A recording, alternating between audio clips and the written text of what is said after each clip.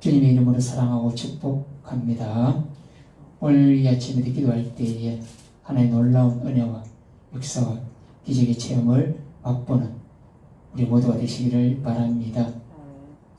마태복음 8장은 23절에서 27절은 예수님께서 또 사역을 하시다가 배에 오래 있어서 갈릴리 바다 저편으로 건너가다가 바다 위에서 풍랑을 만난 오늘 사건입니다. 제목을 제가 정하자면 예수님을 깨우는 성도입니다. 예수님을 깨우는 성도. 예수님과 함께 하는 동안에도 성도는 어려움과 고난과 환난이 찾아옵니다. 사실 예수님하고 같이 가면 아무 일도 일어나지 아니하여야 되는데 평강이 찾아오고 기쁨이 찾아오고 행복함이 찾아와야 되는데 오늘 보시면 제자들과 또 여러 사람들이 배를 타고 갈릴리 바다를 건너는 중에 예수님 함께 했지만은 풍랑이 오늘 찾아옵니다. 우리의 인생에도 우리의 삶에도 우리가 예수님을 믿고 또 하나님 아버지께 기도하며 나아가고 있지만 우리에게 여러 어려움과 고난과 문제가 온다는 것입니다. 그러할 때에 우리는 예수님을 깨우는 성도가 되어야 되는 줄로 믿습니다. 여기서 예수님을 깨우는 성도라는 것은 바로 예수님 앞에 기도하며 나아간다는 것입니다. 예수님은 늘 우리에게 평강의 주이십니다. 그렇지 않습니까? 우리가 예수님께 기도하면 예수님께 아뢰면 예수님께서 우리에게 늘 기쁨을 주시고 평강을 주시고 내가 너를 사랑한다고 늘 우리에게 말씀해 주시는 것이지요. 어떠한 상황과 어떠한 어려움이 있을지라도 예수님께서는 그 모든 상황을 또 다 아시기 때문에 지금 당장은 어렵고 힘들고 아프고 눈물이 나고 고통이 오고 고난이 닥쳐올지라도 예수님께서는 반드시 평강의 주로서 우리에게 평안함을 주실 줄로 믿습니다. 오늘 24절에 보면 바다에 큰 놀이 일어나 배가 물결에 덮이게 되었으되 예수께서는 주무시는지라. 아멘. 예수님께서 낮에 사역을 하시고 또 수많은 사람들에게 하나님의 말씀을 선포하고 하나님 나라에 대해서도 이야기를 하고 강론하고 이러다 보니까 예수님께서 몸이 좀 인간적으로 피곤하셨을 것입니다. 그래서 예수님은 배 밑에 여기는 안 나오지만 고물에서 주무셨다고 다른 복음서에는 되어 있습니다. 우리가 그렇지 않습니까? 우리가 육체적으로 피곤하면 당연히 잠을 자야 되는 것이지요. 예수님께서도 오늘 이 배 위에서 또 갈릴리 바다를 건너가는 중에 예수님께서 주무신 것이지요. 예수님께서 주무실 때에 큰 노을이 일어나고 배가 물결에 덮이게 됐다는 것입니다. 이 상황이 무슨 상황입니까? 위험한 상황입니다. 생명을 위협하는 그러한 상황이지요. 그러나 제자들은 풍랑 앞에 또 어려움 앞에 고난 앞에 어떻게 대처해야 할지를 잘 모릅니다. 그렇지 않습니까? 오늘 보시면 제자들은 우왕좌왕 하겠지요. 또 이 제자들 중에는 어떤 사람들이 있습니까? 갈릴리 어부들도 있지 않습니까? 난다 긴다 하는 그 어부들도 풍랑을 만나니까 어찌할 수가 없습니다. 자, 이 풍랑이는 바다를 무엇을 비유할까요? 우리가 살아가는 삶을 말합니다. 우리가 살아가는 이 세상을 말하는 것입니다. 우리가 살아가는 이 모든 환경들이 바다 위에 우리가 배 위에서 나아가는 것처럼 이 세상이 그렇게 눅눅하지는 않다는 것입니다. 언제 어느 때에 이러한 문제와 어려움과 고난과 위협이 닥쳐올 줄 모르기 때문에 그렇습니다. 그래서 풍랑이는 바다는 지금 우리가 살아가는 이 삶 환경을 비유하고 있습니다. 여기 보면 대부분의 제자들은 말씀드렸지만 어부인데도 어떻게 해야 될지를 모릅니다. 또 어떻게 대처해 나가야 될지를 모릅니다. 즉 어부인은 뭐합니까? 풍랑 앞에 무서워하고 두려워하고 목숨 앞에 장사가 없는 것입니다. 그때의 제자들이 잘한 것이 있습니다. 25절 합독합니다. 시작. 예수께서 이르시되 어찌하여 무서워하느냐 믿음이 작은 자들아 하시고 곧 일어나사 바람과 바다를 꾸짖으시니 아주 잔잔하게 되거늘. 아멘. 방금 읽은 건 우리가 26절입니다. 25절 읽겠습니다. 시작. 그 제자들이 나와 깨우며 이르되 주여 구원하소서 우리가 죽겠나이다. 아멘. 제자들이 나와 누구를 깨웠습니까? 바로 주무시는 예수님을 깨웠습니다. 우리도 이 아침에 깨우는 것은 바로 예수님께 기도하기 위해서 우리가 깨어 있는 줄로 믿습니다.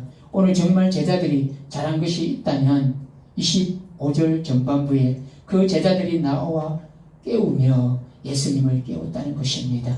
깨어있다는 것은 굉장히 중요한 것이지요. 우리 성도들은 늘 깨어서 쉬지 말고 기도하시기를 바랍니다. 예수님께 기도하면 우리의 믿음대로 우리가 기도하는 대로 고대하고 바라는 대로 예수님께서 응답해 주실 줄로 믿습니다. 오늘 제자들이 정말 잘한 것 예수님을 깨웠다는 것입니다. 우리도 예수님과 동행하지 않습니까? 하나님 아버지와 동행하지 않습니까? 성령님과 동행하지 않습니까?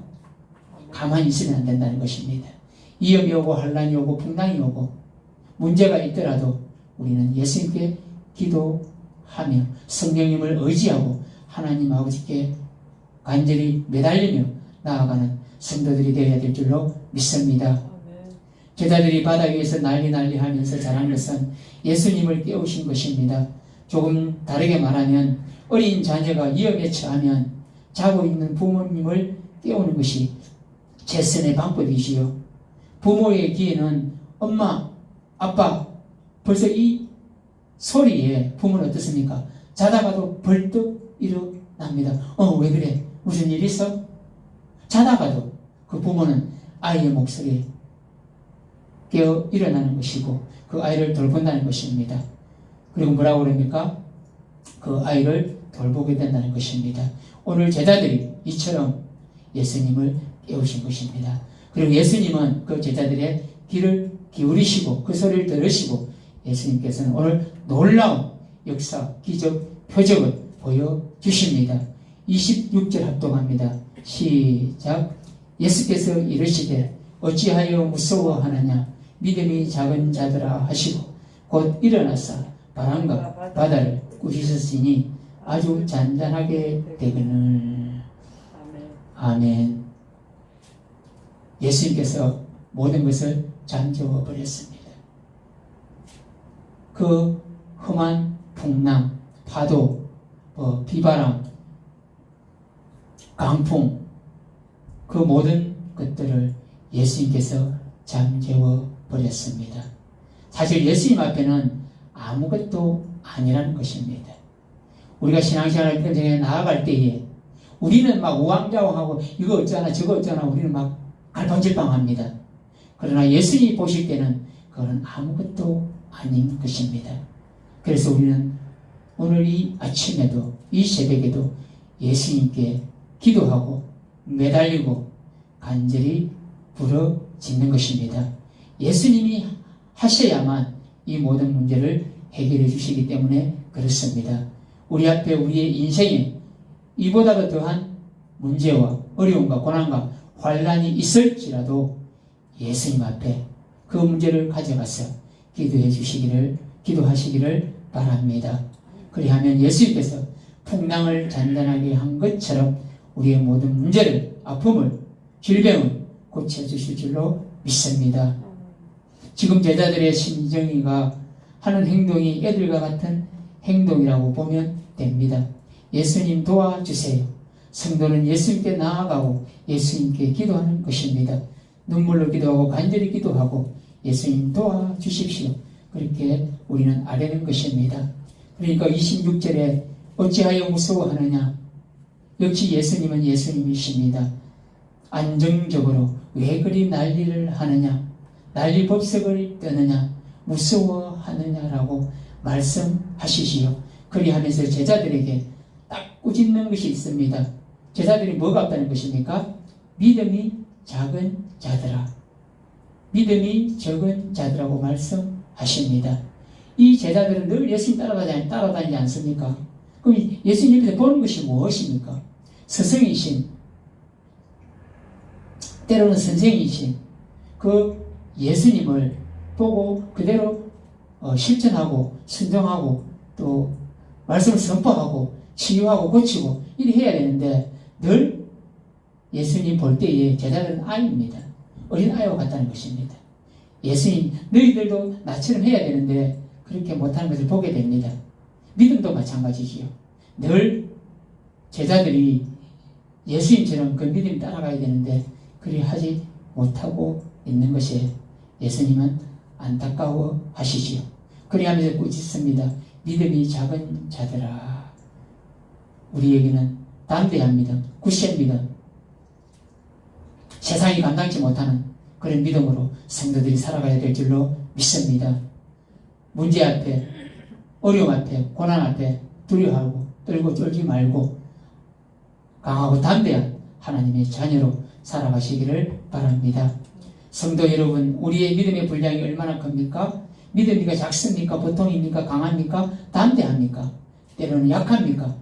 아니면 겉으로는 센 척 하는 것입니까? 오늘 보시면 제자들의 믿음이 드러납니다. 평상시는 잘 모릅니다. 그래도 오늘 풍랑을 만나니, 어려움을 만나니, 문제를 만나니 제자들의 그 믿음이가 드러나 버립니다. 성도 여러분, 지금 코로나19 때문에 믿음을 다 까먹고 있지는 않나요? 겁이 나고 두렵고 무섭기도 한가요? 그런데 이 코로나보다도 더 많은 사람들이 이 세상을 등지고 떠나가는 경우가 많이 있지 않습니까? 교통사고라든지 또 이 모든 상황 속에서도 세상을 등지고 떠나는 사람들이 더 많다는 것입니다. 우리가 지킬 것 지키면 교회 안에서 아무 일도 일어나지 않습니다. 물론 정부에서 이런저런 이야기를 합니다. 그러나 교회에서 그 질병관리본부의 그 준수사항을 잘 따라가면 우리는 교회 안에서 하나님께 예배드린 대로 살아가야 되는 줄로 믿습니다. 아무튼 이 사태로 인해 교회가 어려움을 겪고 있는 것은 사실입니다. 이러할 때 성도의 마음가짐, 믿음은 어떻게 해야 될까? 우리는 고민해야 될 것입니다. 물론 담임 목사가 중요하겠지요. 왜요? 성도들은 양은 담임 목사님의 그 음성을 듣고 따라오기 때문에 그렇습니다. 지금도 코로나 때문에 담대하게 또 믿음으로 나아가는 교회들도 분명히 있다는 사실인 것입니다. 벌금을 물면 내가 물겠다는 그런 심정으로 나아가는 교회들도 있는 것입니다. 여러분, 믿음이 작은 자들이 아니라 담대하고 큰 믿음으로 예수님께서 인정하는 그런 믿음으로 살아가는 성도들이 되시기를 바랍니다. 오늘 보시면 이보다 더한 상황 속에서도 선교사들은 자신을 헌신하면서 부름을 전하고 또 복음을 전하고 부름 받은 대로 소명대로 사명대로 그렇게 살아가지 않습니까? 자기의 생명을 던졌어. 자기의 몸을 던졌어. 수많은 선교사들이 대한민국에 들어왔고 예수님의 그 복음 전파 때문에 자기의 몸을 던지고 생명을 던진 선교사들이 너무나도 많다는 것을 우리는 알고 있습니다. 사랑하는 성도 여러분, 이 아침에 이 새벽에 우리가 가지고 있는 그 문제가 있다면 하나님께 기도하시기를 바랍니다. 첫 번째는 하나님, 제자들처럼 작은 믿음이 아니라 예수님께서 인정하는 그 담대한 믿음, 굳센 믿음, 세상이 감당치 못하는 그 믿음을 달라고 우리는 기도해야 될 것입니다. 그리고 문제 앞에 우리는 두렵고 떨리고 겁나고 무서워하지만 예수님께 내어놓으면 예수님께서 모든 것들을 해결해 주신 줄로 믿습니다. 즉 평강의 주로 예수님께서는 우리에게 응답하실 줄로 믿습니다. 오늘 이 새벽에 기도할 때에 예수님께 더욱더 간절히 기도하고 이 말씀을 기억하시면서 기도함으로 나아가는 이 하루가 되시기를 바랍니다. 주여 힘차게 한번 부릅니다. 다 같이 기도합니다. 주여